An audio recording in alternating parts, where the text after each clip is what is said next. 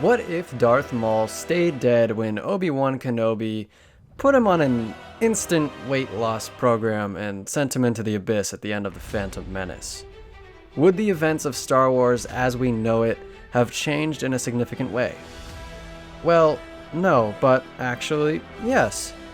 Buckle up, ladies and gentlemen, because I promise you, this one is going to be a doozy.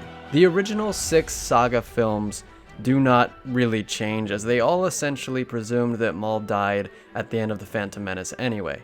Oh, and the sequels don't really change too much either. What does change, though, are some of the events of the Clone Wars, Rebels, Solo, and even The Mandalorian. Let's get this party started. This party's over. No, man, the video just started. If Maul never returns from the dead, this leaves Savage Opress with little to do. Unlike his brother, thinking wasn't Savage's strong suit.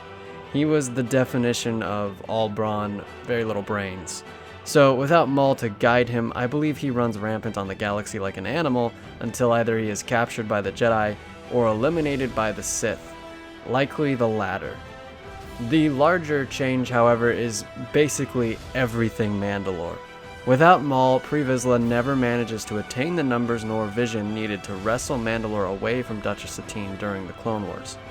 Death Watch would continue to operate as a terrorist organization for the remainder of the Clone Wars, not really impacting anything too major. With Maul no longer in the picture, this means that Bo-Katan would never need to seek out Ahsoka's help to free Mandalore from his grasp. To Bo-Katan, Ahsoka will only ever be that Padawan that she randomly spanked.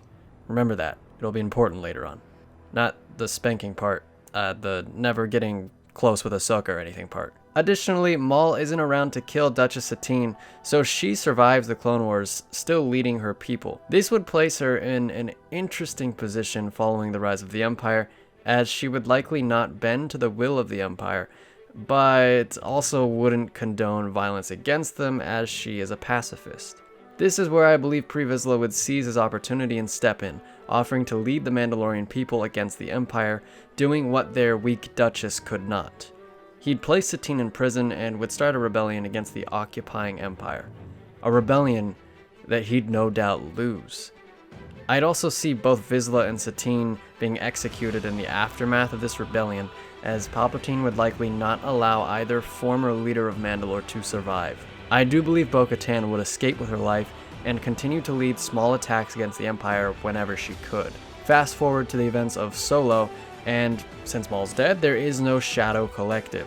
Dryden Voss is the true leader of Crimson Dawn, and with his death at the end of Solo, Kira simply takes over his organization herself. Fast forward even more to the end of Season 2 of Rebels.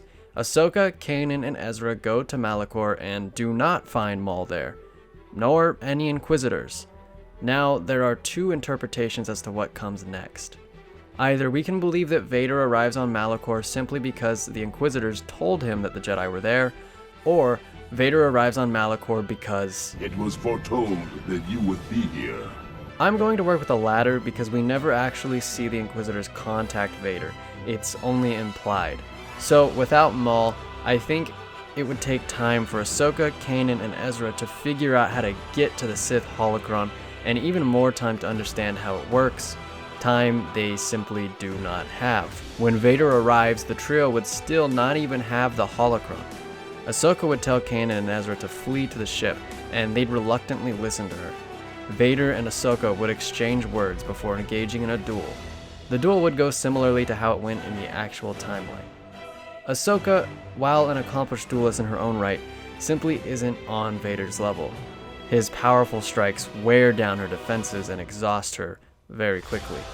It isn't much longer before Vader knocks Ahsoka's guard aside and snips his old Padawan's head from her body. Okay, that was a truly awful pun, and I apologize.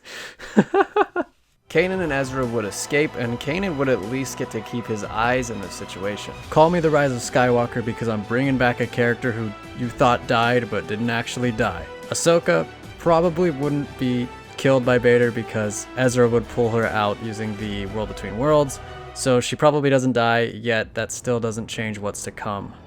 However, the remainder of Rebels would play out basically the same as in the real show, though Ben Kenobi would go undisturbed by Maul on old Tatooine. Next, we jump to the events of The Mandalorian Season 2. Bo-Katan is unable to provide Din Djarin with a location of a Jedi, since she never got close to Ahsoka. Therefore, Ahsoka is not able to instruct Din to take Grogu to the Seeing Stone on Tython, and Grogu is not able to make contact with Luke Skywalker, who does not show up to rescue our heroes on the bridge of Moff Gideon's ship at the end of Season 2. This results in the deaths of Fennec, Bo-Katan, Koska Reeves, Cara Dune, and Din Djarin.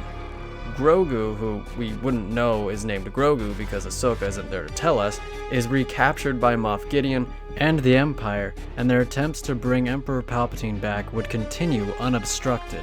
All of this is in effect of Maul dying that fateful day on Naboo almost 50 years prior. So I guess it's a good thing he didn't die, am I right? Anyway, that is what I believe would happen if Maul had died at the end of The Phantom Menace.